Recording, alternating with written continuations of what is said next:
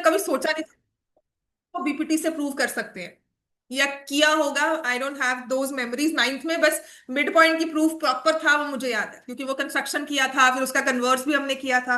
Right. तो ninth में mid point theorem और टेंथ में बीपीटी को हम यूज करते हैं, सिमिलैरिटी को यूज करते हैं, और उसी से हमने अपना मिड पॉइंट थ्योरम को प्रूव करना है। So what we are given is a triangle, उसको नाम दे देते हैं एबीसी। दो साइड्स के मिड पॉइंट्स को ज्वाइन किया। ठीक है।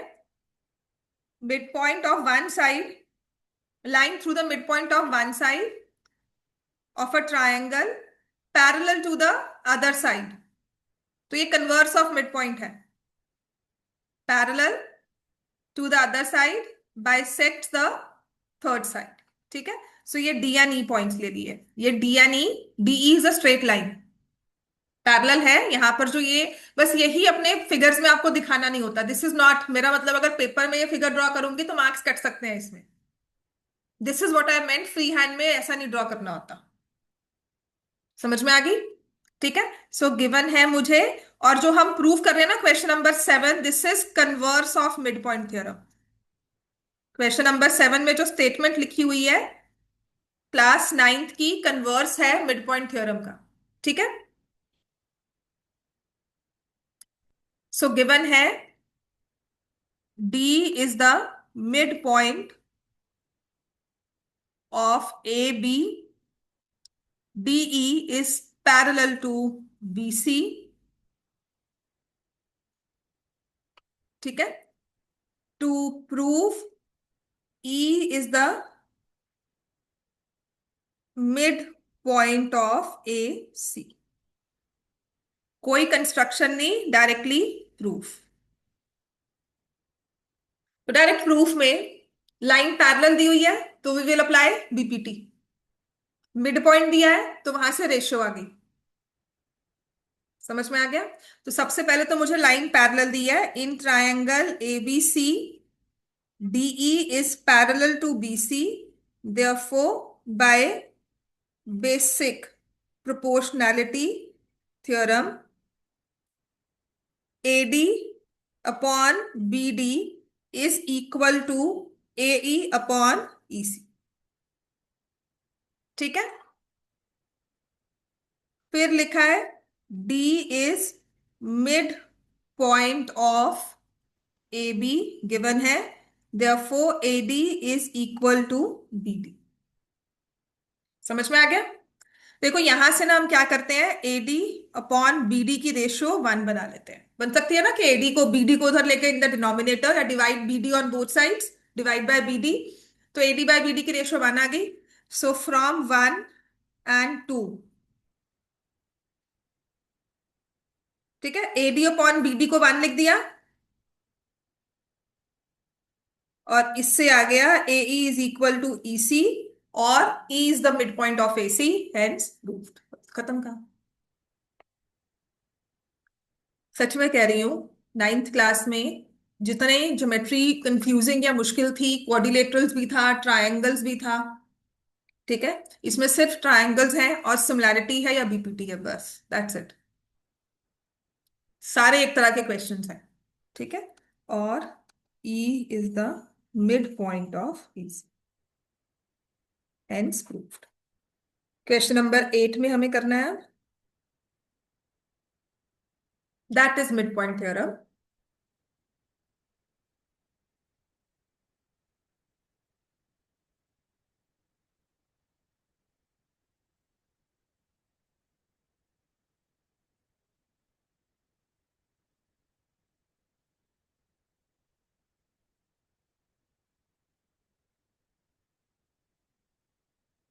हो गया बच्चा? करवाओ। Next question 8 लिखवाऊं? सबका हो गया ना? ऋषभ लिख लिया?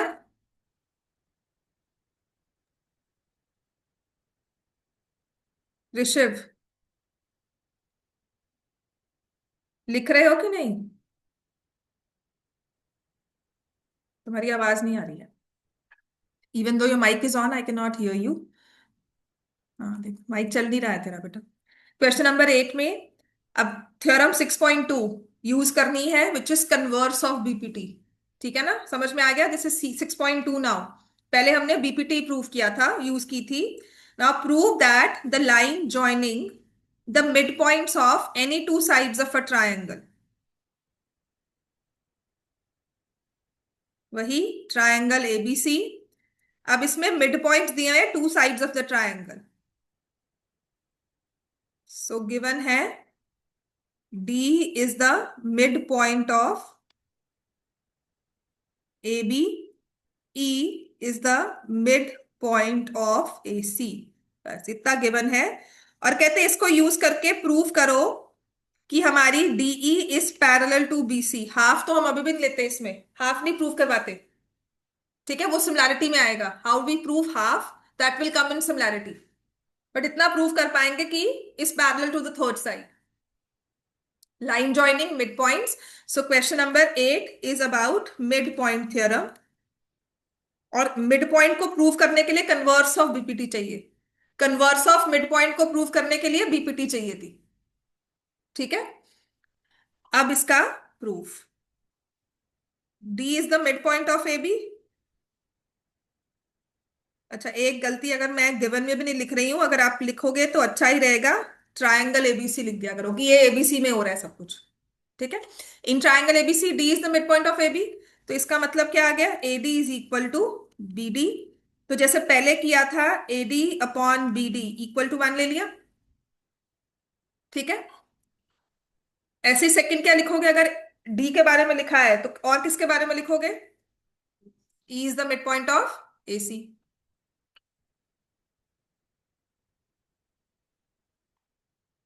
ठीक है, तो A E is equal to E C, और we will say A E upon E C is equal to 1 from 1 and 2।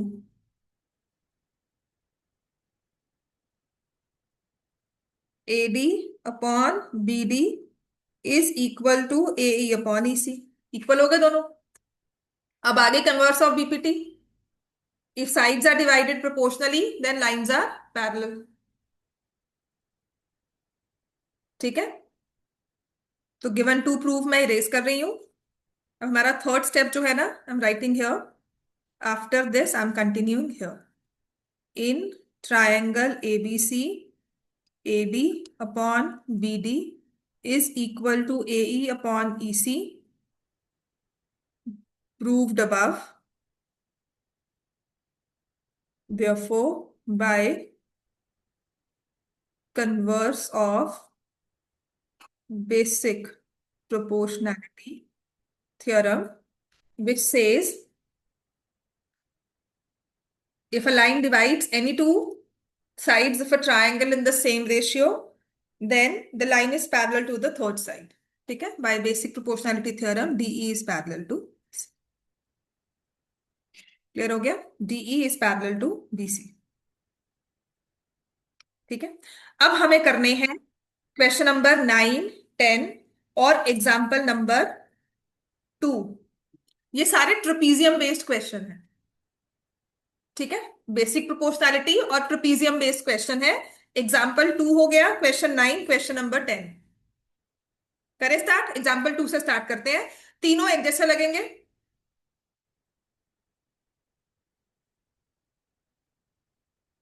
करो स्टार्ट बच्चे। Page number 83। मृदुल ठीक है बच्चे, समझ में आ रहा है? एग्जाम्पल 2। तुम इतने ध्यान से देख रहे थे ना, तब मैं सोच रही थी क्या देख रहे हो। एग्जाम्पल 2। फिगर आपको देखो साइड पे एबीसीडी ट्रेपीजियम दिया हुआ है। ए बी पैरेलल डीसी दिया हुआ है, parallel sides are given. E and F are points on non parallel sides. ठीक है, सो ई एफ हमें दिया हुआ है such that E F is parallel to A B. तो ई एफ पैरेलल डीसी को भी हो जाएगा। पहला प्रूफ ये होगा हमारा। And such that E F is parallel to A B, show that A E upon E D. ये रूल जो है ना, इसको याद भी रखना, कभी कभी हमारे एमसीक्यूज में डायरेक्टली यूज होता है। आपको ट्रेपीजियम बनाकर दिया होगा, और बिलीव मी आपका जो पेपर आया हुआ है अभी का, उसमें ये चीज डायरेक्टली यूज हुई है। ए ई रेशो ईडी दी है, आपको बी एफ बीसी की वैल्यू देकर सी एफ की वैल्यू निकालनी है। कुछ आइसोसेलेस ट्रेपीजियम दे दिया, फिर उसमें दे दिया कि ये रेशो है, तो नाउ फाइंड बी एफ या फाइंड बीसी या फाइंड सी एफ। बात समझ में आ गई? ठीक है, इस रूल को याद भी करना है, जिसमें कहा क्या गया है कि अगर आपने ट्रेपीजियम ड्रॉ किया, कोई भी ट्रेपीजियम,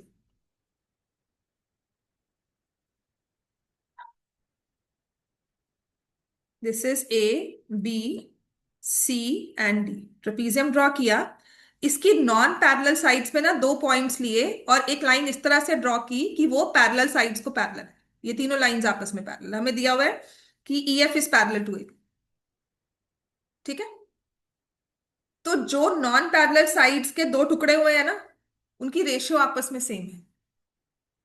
समझ में आ गया? नॉन पैरेलल साइड्स के दो टुकड़े, उनकी रेशियो आपस में सेम है। राइट, इसको एमसीक्यूज में भी याद कर लेना।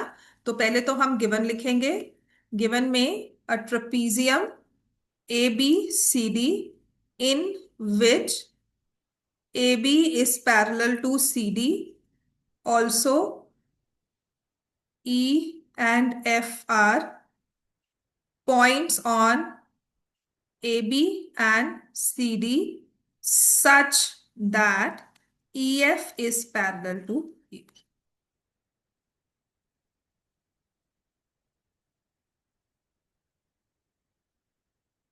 AD and BC है, AD and BC।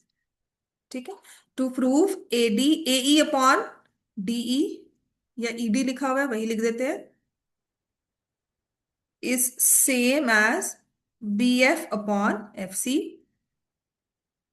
अब क्योंकि हमारी डीपीटी थ्योरम चलती है ट्रायंगल्स में, यहां कोई ट्रायंगल नहीं बन रहा, तो एक ट्रायंगल बनाएंगे, है ना। और सबसे आसान है, हम अपने ऑपोजिट वाले वर्टिसेस को ज्वाइन कर दे, जिसे हम कहते हैं draw the diagonal please, join please. एक डायगोनल बना दो, कोई भी बना सकते हो, सबसे इजी होता है, हमने AC बना। ठीक है, तो इसको डॉटेड में शो कर देना।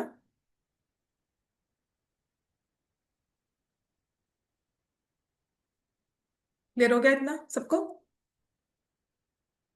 और यहां पर पॉइंट G नेम दे,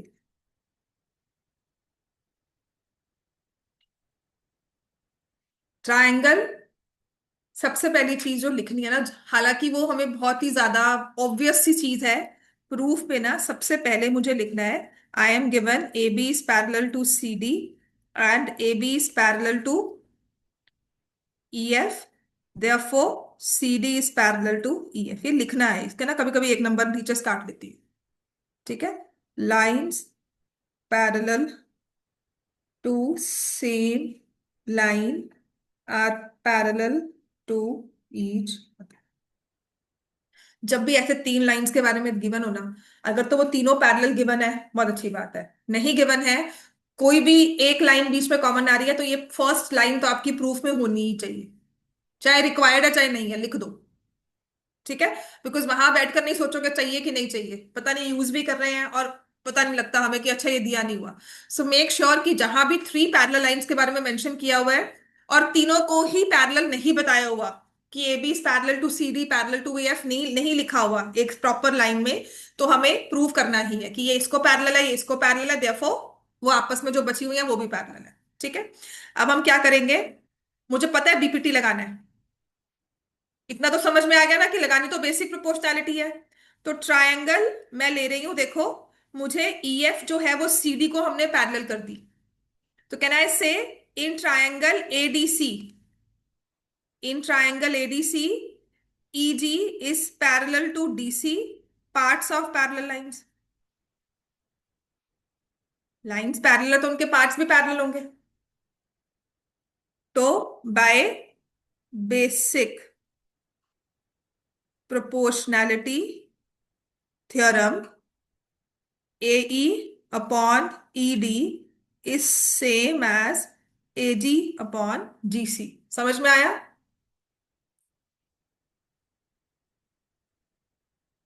ठीक है, अगर ADC ट्रायंगल लिया है, तो और कौन सा ट्रायंगल लेंगे इसके साथ? ABC। समझ में आ गया सबको? तो इसके साथ मैं लिख रही हूं, in triangle ABC GF is parallel to AB, again parts of parallel lines है, तो वही सिमिलरली लिख देंगे, सिमिलरली लिखिया, या फिर बाय दोबारा भी लिख सकते हैं कि बाय बीपीटी। अब मुझे रेशो बताओ।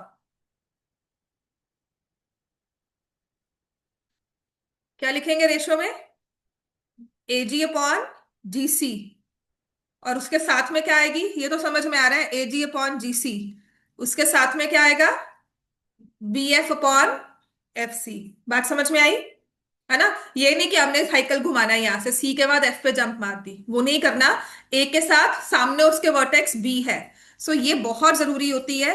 ये जल्दी जल्दी में गलती कर देते हैं, प्रूफ को आपको लगेगा कि प्रूफ कर दिया, हालांकि ठीक भी है, लेकिन फंडामेंटली वो गलत लिखा हुआ है आपने। अगर यहाँ पर आप एजी बाय जीसी वहां से बी एफ होता क्या है, इसको आपने उल्टा लिख लिया, यहाँ पे एजी बाय जीसी है, यहाँ पे जीसी बाय एजी लिखकर फिर उसको कन्वर्स में किस तरह से एडजस्ट करके हमने कर दिया। सो देयर आर क्वेश्चंस जहां पे जीसी बाय एजी भी प्रूव हो जाता है, वो चाहिए होता है हमें। ठीक हो गया? तो यहां पर आ गया। सो फ्रॉम 1 and 2, बीपीटी में बस साइड बाय साइड लिखना सीख जाओ।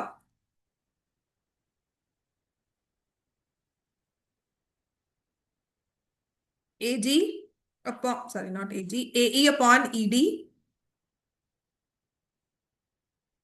Is same as B F upon F C. अब बताओ, हो गया प्रूफ?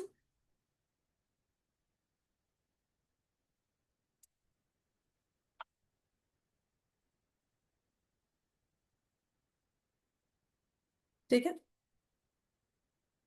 क्लियर हो गया? अब इसमें दो पार्ट्स थे ना, we were talking about AE and DE. तो इसको सिमिलैरिटी से प्रूव करना थोड़ा मुश्किल हो जाता है। क्लियर हो गया इतना सबको? कोई मुश्किल यहां तक? अब आ जाओ नेक्स्ट हमारा क्वेश्चन नंबर 9। अब क्वेश्चन नंबर 9 में इसका भी जो रूल है ना, क्वेश्चन नंबर 9, अच्छा क्वेश्चन 9 ना क्वेश्चन नंबर 10 आपस में थ्योरम और कन्वर्स है। जो क्वेश्चन नंबर 9 में प्रूव कर रहे हैं ना, क्वेश्चन नंबर 10 में उसी का कन्वर्स है। नाइन्थ में दिया हुआ ट्रेपीजियम है, और 10th में प्रूव करना है कि ट्रेपीजियम है। ठीक है, आपस में दोनों मैचिंग ही है। अब इसमें क्वेश्चन नंबर 9 में देखो क्या लिखा हुआ है। अगर ब्रॉडली मैं समझाऊं ना आपको, उसमें लिखा है कि एबीसीडी इज अ ट्रेपीजियम, आपको पैरेलल साइड्स भी दी होंगी, and we talking of any general trapezium, not an isosceles trapezium, any general trapezium. ठीक है?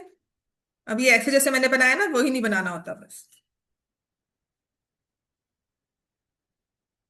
Your lines should look parallel. So ABCD is a trapezium. AB is parallel to DC. ऐसे बना लिया। And it's diagonals intersect, पहले जो construction थी diagonals की वो अब गिवन है। The diagonals intersect at point O। समझ में आ गया? प्रूफ शो करना है AO upon OC। AC diagonal के दो टुकड़े हुए, AO एंड OC। ऐसे ही BD डायगोनल के दो टुकड़े हुए, OB एंड OD। तो AO के साथ मैच किया BO को रेशियो में, OC के साथ मैच किया OD को।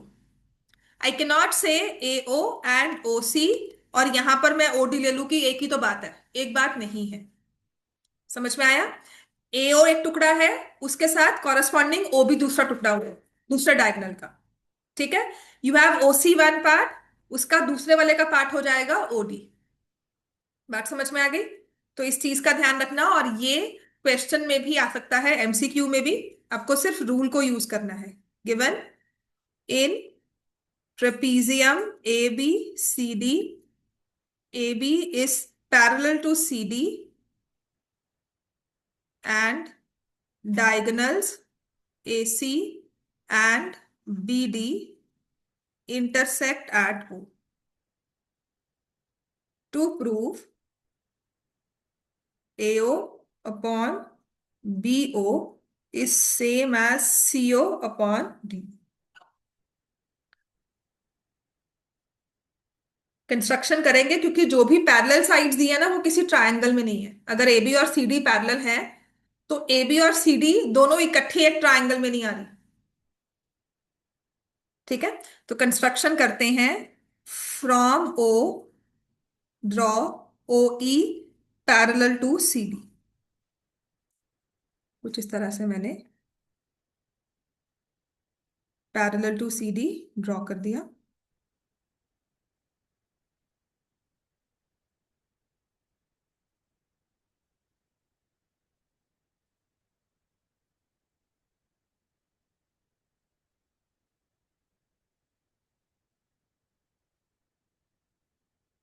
ठीक है।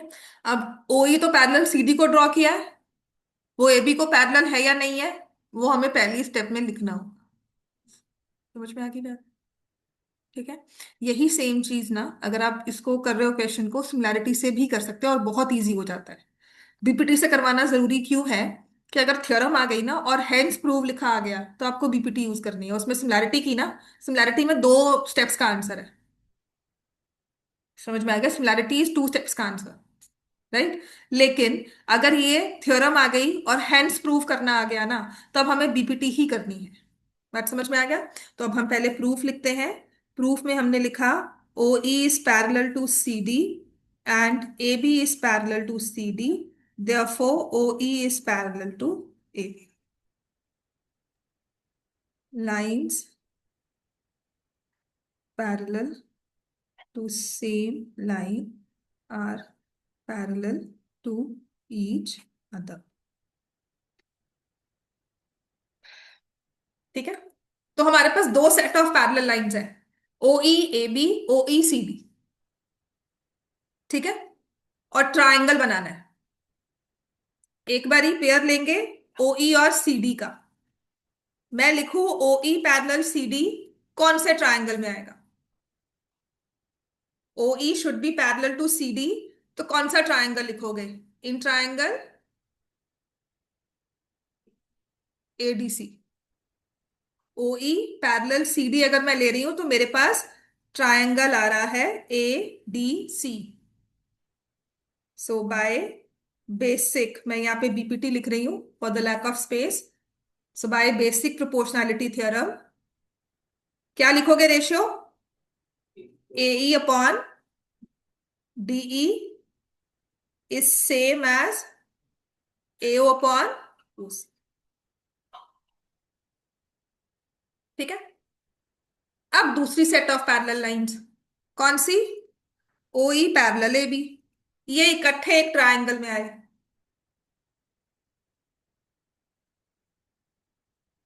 O E parallel A B,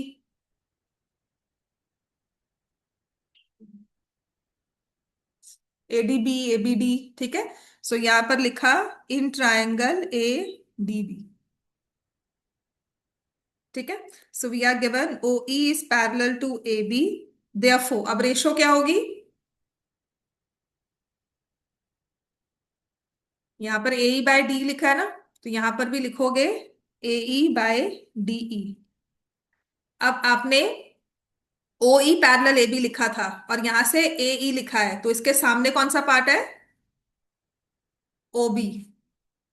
E D के पास सामने कौन सा पार्ट है? O D. बात समझ में आई? बस इस चीज को ध्यान रखना।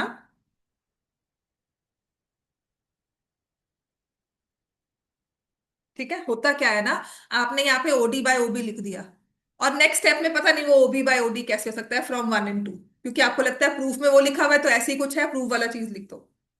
बात समझ में आई? आधा नंबर एक नंबर वैसे ही गलत हो जाएगा आपका।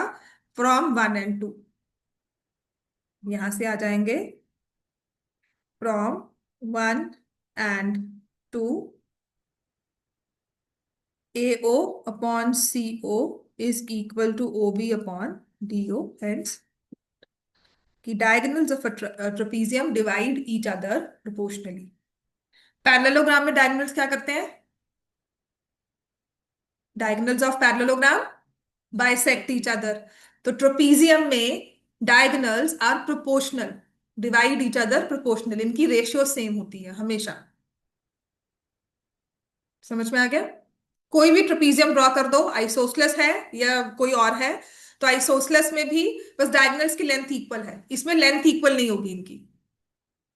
ट्रेपीजियम है नॉर्मल, कोई भी डायगोनल्स में रेशियो सेम होगी, मगर अगर ये टू और थ्री है एंड दिस इज फोर, तो this has to be six. अगर इसकी लेंथ 2 सेंटीमीटर है और इसकी लेंथ 3 सेंटीमीटर है, ट्रेपीजियम तभी बनेगा जब यहां पर 4 सेंटीमीटर होगा और यहां पर 6 सेंटीमीटर होगा। तो अगर आप ऐसी कोई दो लाइंस ड्रॉ करते हो ना, जो एक लाइन 5 सेंटीमीटर है, 2:3 के रेशियो में 4 और 6 ड्रॉ की दूसरी लाइन, तो जो फिगर ड्रॉ करोगे, पॉइंट्स को ज्वाइन करोगे एंड पॉइंट्स को, तो ट्रेपीजियम ही बनकर आएगा। बात समझ में आ गई? ठीक है सबको ये? अब 10th क्वेश्चन इसका कन्वर्स है बिल्कुल। टेंथ में आपको रेशियो,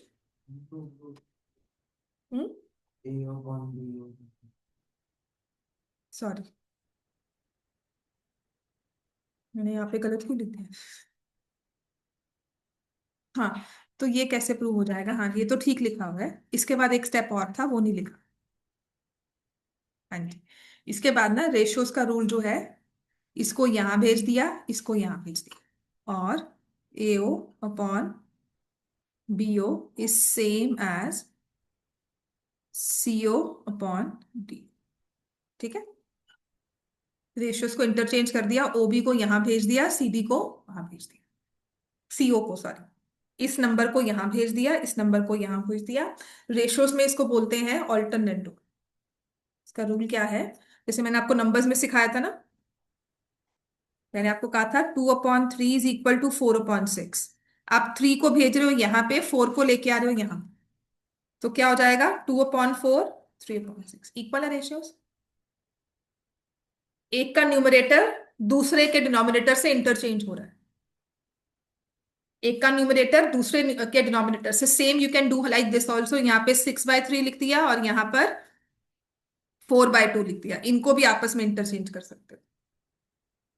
समझ में आ गई बात है, ठीक है, तो ये रेशियोज करोगे, इतना क्लियर है। यहाँ पे और लिख दिया हमने, and then we'll say AO upon BO is equal to CO upon DO, hence proved. Question number 10 पे आ जाओ आप। Question number 10 says the diagonals of quadrilateral ABCD are such that they intersect at point O. Same figure, बस आपको trapezium नहीं दिया हुआ, parallel नहीं दिया, तो I will not draw trapezium. C D एक क्वाड्रिलेटरल है, इसके diagonals they intersect at point O, तो हम वो ड्रॉ कर लेंगे, they intersect at point O such that, so given है हमें quadrilateral ABCD such that AO upon BO is same as CO upon DO. To prove ABCD is a trapezium or AB is parallel to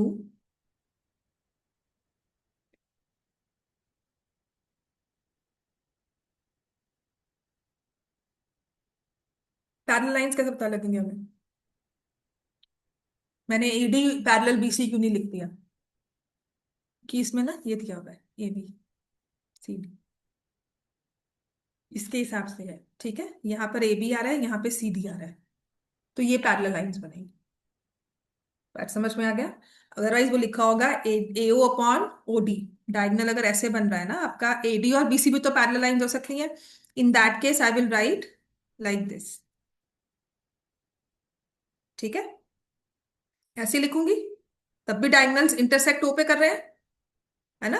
और यहां से मैं क्या लिखूंगी, AO upon OC is same as OD upon OB. बात समझ में आ गया, AO upon OC is same as OD upon, तो यहां से लाइन कौन सी बनी, A C B D parallel. समझ में आ गई बात, ये इस चीज का ध्यान रखना। Do you understand the synchronicity जो होती है हमारी प्रॉपर, जो हमारे मतलब कॉरस्पॉन्डिंग चीजें चलती हैं, ये कोई चीज नहीं सिखाएगा कि ऐसे भी हो सकता है। सीरियसली, टेंथ में कोई इतना ध्यान भी देता नहीं कि सेम क्वेश्चन आएगा ऐसे ही चेप देना कि ये भी पैरेलल सी डी प्रूव करना है, पर ध्यान रखना आपको डायगोनल्स के साथ पैरेलल लाइंस कौन सी है, वो आपके डायगोनल्स की रेशियो से क्लियर हो जाए। क्लियर हो गया इतना, तो अगर कुछ भी क्वेश्चन में ट्विस्ट कभी भी दिखाना, तो आपको समझ में आ गया कि ए बी और सी डी पैरेलल नहीं है, यहां से ए सी और बी डी पैरेलल लाइंस है, sorry not A C and B D. So I am writing,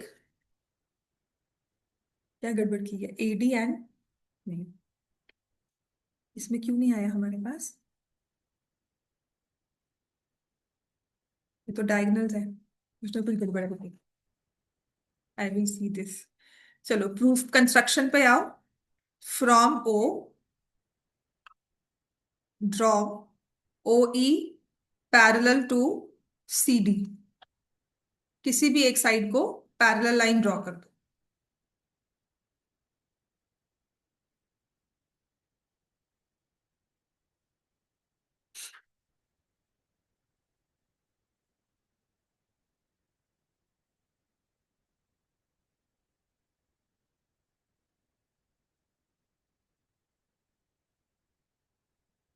draw O E parallel C D. अब इसको ये नहीं प्रूव करना कि वो पैरेलल है, because we are not given A B parallel C D, वही हमें प्रूव करना है। ठीक है। तो गलती पता है क्या होती है, वो होती है O E parallel C D parallel A B, तीनों को हमने पैरेलल लाइन ड्रॉ कर दी, तो hence we proved A B is parallel to C D. वो नहीं है। आपने सिर्फ एक को, किसी भी एक सेट को, या ए बी को या सी डी को पैरेलल लाइन ड्रॉ करनी है। उसके बाद नेक्स्ट हम प्रूव करेंगे कि ओ ई पैरेलल ए बी को है, and then will say A B is parallel to C D. Proof में अगेन आपको लेना है in triangle A C D, since OE is parallel to CD, therefore by basic proportionality theorem, AE upon ED is same as AO upon OC। ठीक है। Also we are given AO upon BO is same as CO upon DO, तो इसको move कर दिया, और AO upon CO is BO upon D। ठीक है। जो गिवन था उसमें भी नंबर्स को हमने चेंज कर दिया, इन दो न्यूमरेटर और डिनोमिनेटर को हमने आपस में इंटरचेंज कर दिया। सो कैन आई से फ्रॉम 1 and 2,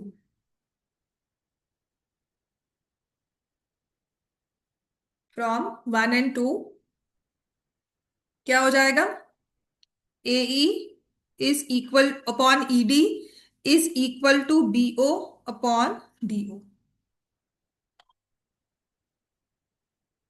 मैं यहां लिख रही हूं A E upon E D is equal to B O upon D O. ये रेशो कौन से ट्राइंगल में आई है, ABD by converse of BPT. ठीक है। नेक्स्ट लिखो स्टेप। तो उसके बाद हम लिख लेंगे in triangle A B D, since A E upon E D is same as BO upon DO, which is proved above. Therefore, by converse of BPT, OE is parallel to AB। ठीक है।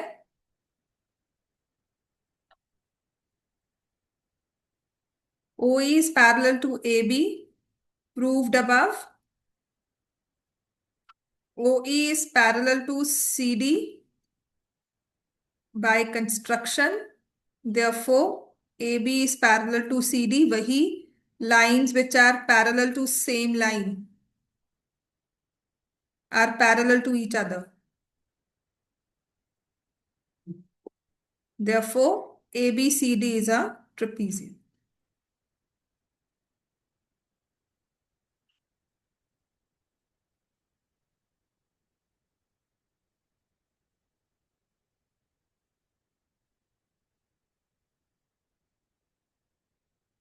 AP की जो case study दी थी, ये 2 साल पहले ना paper में आई हुई है, बोर्ड्स के पेपर में। तो जो 1500 सीट्स है ना, that is sum of n terms, sum of all the seats in the auditorium. आप उसको nth टर्म लेके चल रहे हो, है ना। वो total number of seats auditorium, row wise arrange की हुई है। पहले में 10 सीट्स हैं, 30 सीट्स हैं। दूसरे में 40 सीट्स है, दूसरी रो में। तीसरी रो में 50 सीट्स है, फिर 60 सीट्स है। तो आप कैसे कह सकते हो 1500 सीट्स होंगी लास्ट वाली रो में। 30 से स्टार्ट कर रहे हो, 1500 का मतलब तो तुम रोज निकाल लोगे आराम से, तुम्हें पता है नंबर ऑफ टर्म्स क्या है। ठीक है। So that 1500 is total number of seats, because 30 plus 40 70, 70 plus 50 120, so on करते करते 1500 सीट्स हमें पूरी करनी। ठीक है। इतना क्लियर हो गया सबको। अच्छा, जब भी नेगेटिव टर्म भी निकालने को कहा जाए ना, तो टर्म भी निकाल दिया करो।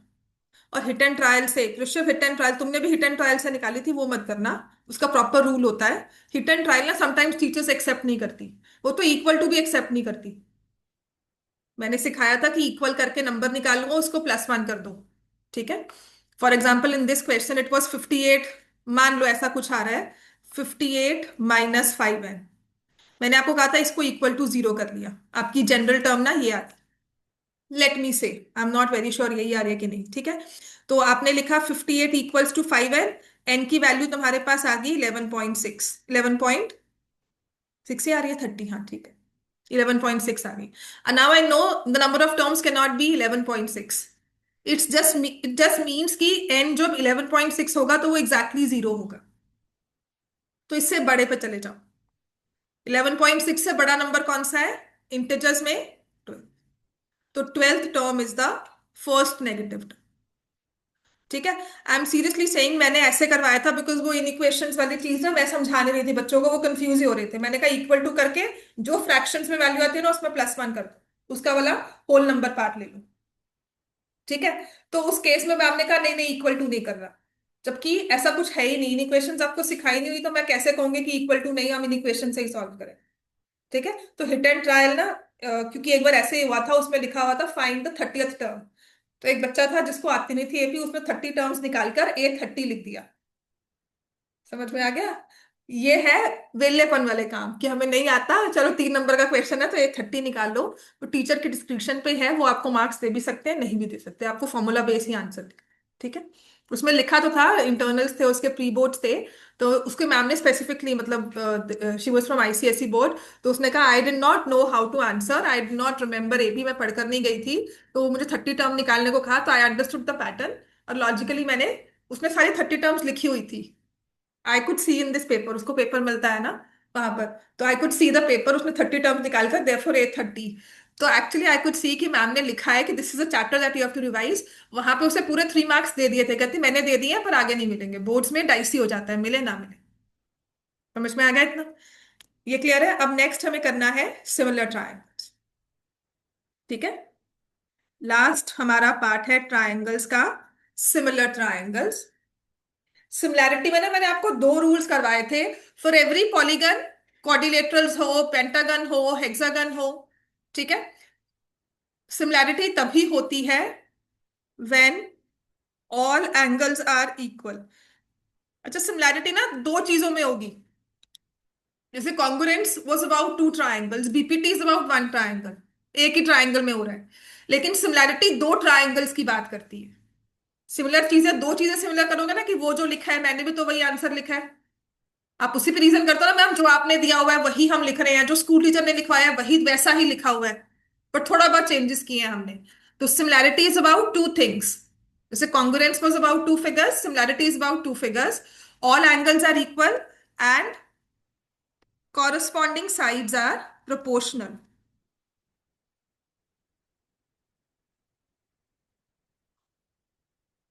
प्रोपोर्शनल सारी की सारी साइड्स, ये नहीं कि एक साइड को डबल कर दिया बाकी के बारे में हमें होश ही नहीं है। Will check about all sides कि सारी डबल हुई है कि नहीं, ठीक है। आपके लिए सबसे आसान क्या है कि अगर हम जूम इन जूम आउट करते हैं, अगर मैं यहां पर इसी बोर्ड को जूम करती हूँ ना, तो सारी, all the letters which I have written, all the boxes which have been drawn here, they get zoomed out. ये नहीं कि नहीं ये पर्टिकुलर बॉक्स ही बड़ा होगा, ठीक है। ये देखो, इसके साथ बाकी सभी बॉक्स भी उतना ही बड़े हो रहे हैं। तो zoom in zoom out is all about similarity.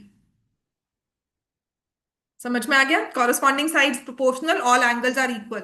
जैसे अपने फिगर को जूम इन करते हो, है ना, और देखते हो कि मेरा फेस ठीक आया है कि नहीं आया, तो आपके साथ जो पेड़ बना होता है वो भी बड़ा हो जाता है, होता है ना। हाँ, वही चीज है ये। वो पेड़ उतना नहीं रहेगा, उसका भी साइज कॉरस्पॉन्डिंगली इंक्रीज करेगा, right. So you and your passport size photograph are similar figures, right. तो सिमिलैरिटी हमारे पास सिर्फ ट्रायंगल्स हैं। तो ट्रायंगल्स को सिमिलर करने के लिए लकीली जो सारे रूल्स हैं, हमें प्रूफ कुछ नहीं करना होता। जैसे लास्ट ईयर तो एएस से थ्योरम को प्रूव करना था, इस बार वो भी नहीं है। तो ट्रायंगल्स को सिमिलर करने के लिए हमारे पास 3 रूल्स हैं। To prove similarity of 2 triangles we have 3 rules, ठीक है। आपको 2 ट्रायंगल्स गिवन होंगे, और सबसे आसान है सिमिलैरिटी प्रूव करना, सबसे आसान है, ठीक है। पहले तो कॉरस्पॉन्डिंग एंगल्स देखना। कॉरस्पॉन्डिंग में आपको उस दिन भी समझा रही थी कि if I have to fit my pen in this pencil box, I will not put it length wise like this. मैं पेंसिल की लेंथ, पेंसिल बॉक्स की लेंथ और पेन की लेंथ को कॉरस्पॉन्डिंग लिखूंगी। This is what I what is meant by corresponding, ठीक है। आपके फोन केस में जो उसका बाहर का कवर है उसको फोन को एडजस्ट करना है तो आप अकॉर्डिंगली देखते हो, है ना। You will not try putting it, हमने फोन को रखा, केस को रखा लेंथ वाइज, और फोन को रख रहे हैं ऐसे ब्रेथ वाइज, उस तरह से एडजस्ट नहीं करते। रेक्टेंगल को रेक्टेंगल के अंदर अगर हमें एडजस्ट करना है, जो बच्चों के वो बिल्डिंग ब्लॉक्स वाली गेम आती थी, रेक्टेंगल को रेक्टेंगल में एडजस्ट करना है तो लेंथ के अकॉर्डिंग लेंथ लिखते हो, ब्रेथ के अकॉर्डिंगली ब्रेथ रखते हैं। So if this is a rectangle, if you want to put a block inside this is a cavity for that rectangle, तो इसके अगर अपने अंदर रेक्टेंगल डालना है तो you can not put it like this, you will not try to force it कि नहीं ऐसे ही जाएगी। बात समझ में आ गई?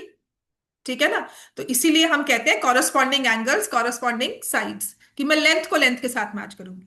ऐसे ही अगर ट्रायंगल की कुछ इस तरह से मुझे दी हुई, जैसे स्टार को स्टार के साथ मैच करना है तो हर एक साइड को स्टार की प्रॉपरली मैच करते हैं ना, कोई बड़ी हो कोई छोटी हो। If I am given a star like this, if I'm given a triangle like this, so I will not be able to adjust it, इसको ऐसे एडजस्ट नहीं करूंगी, इस वाली साइड को आई विल ट्राई कि वो इस तरह से ओरिएंटेशन में आ जाए, मतलब ये जो पॉइंट है वो यहां पर इसमें मिले, और ये वाला पॉइंट जो है वो यहां आ जाए, ये वाला पॉइंट जो है वो यहां आ जाए। This is what is meant by corresponding. बात समझ में आई? आपको फिगर में कैसे स्टडी करना है वो भी मैं सिखा दूंगी। तो जब भी मैं बात कर रही हूँ ना एंगल्स इक्वल, साइड्स प्रोपोर्शनल, वो कॉरस्पॉन्डिंग ही है। ठीक है। तो अगर हमें ट्रायंगल्स को, सिमिलैरिटी का ना सिंबल होता है ऐसा वाला, ये रिमेंबर कॉन्ग्रुएंस में ऐसा था, इक्वल टू साइन और उसके ऊपर ये। ठीक है। सो इट वाज कॉन्ग्रुएंस मतलब इक्वल एंड सिमिलर, ये इक्वालिटी का साइन एंड सिमिलर, और यहां पर अकेला similar, so all congruent figures लिख लो। ये हमारे ना एक्सर्शन रीजनिंग में आ जाता है। All congruent figures are similar, all congruent figures are similar, but all similar figures are not congruent. All congruent figures are similar, but all similar figures are not congruent. Similarity में size change हो सकता है, congruency में size same होगा, तो वो similar भी है। एक जैसी दो चीजें हैं, सिमिलर भी है इक्वल भी है, तो कॉन्ग्रुएंट हो गई। ठीक है। और हमारे पास कॉन्ग्रुएंसी में और सिमिलैरिटी में फिगर्स सिमिलर हैं, इक्वल हो चाहे ना हो, वी डोंट नो उनकी रेशियो क्या बनकर आई है। ठीक है। इतना क्लियर हो गया।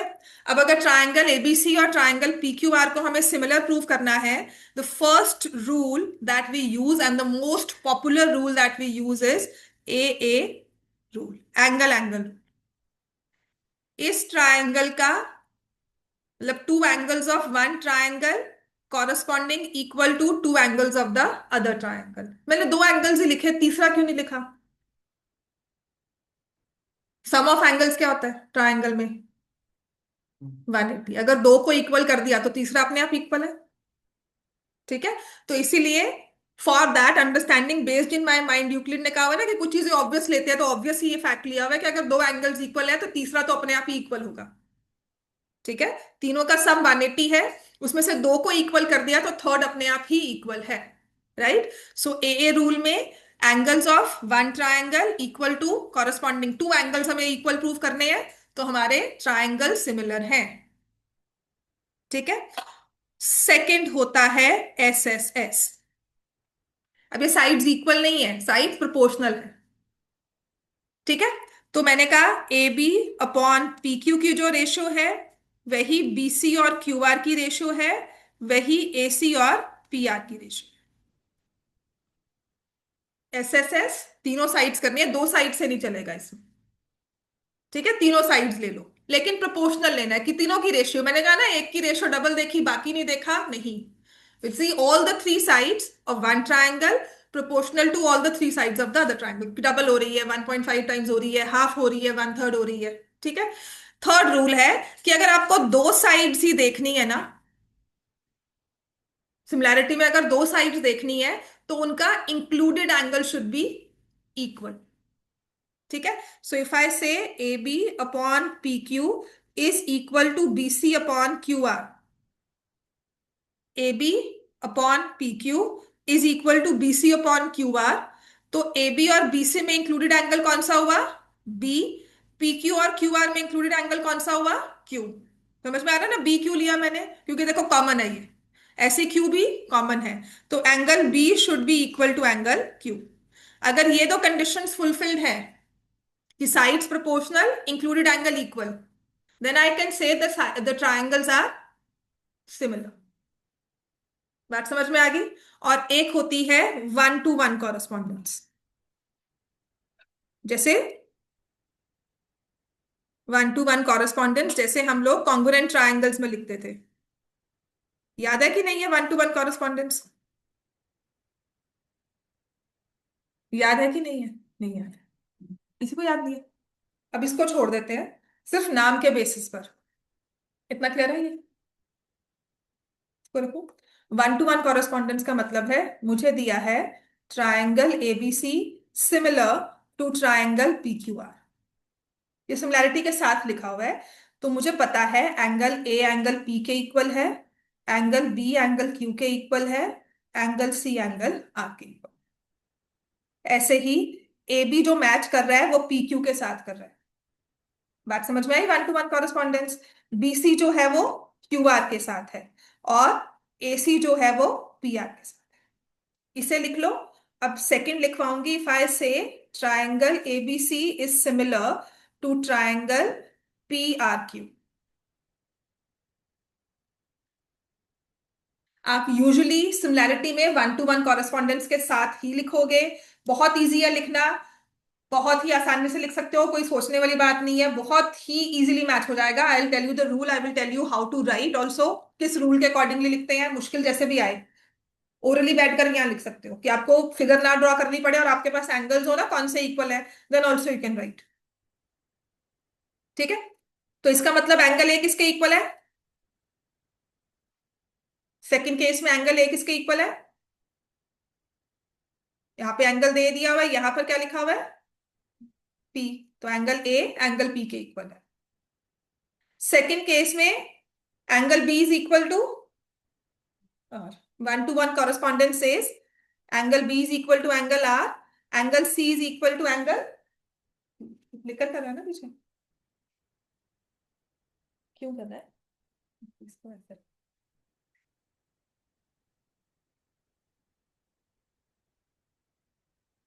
प्रॉब्लम विद द वायर, या तो ये वायर खराब होगी।